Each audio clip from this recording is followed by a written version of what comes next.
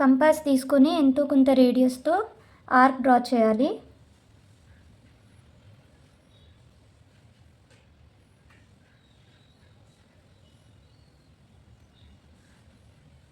ఈ point join చేస్తూ line draw చేద్దాము.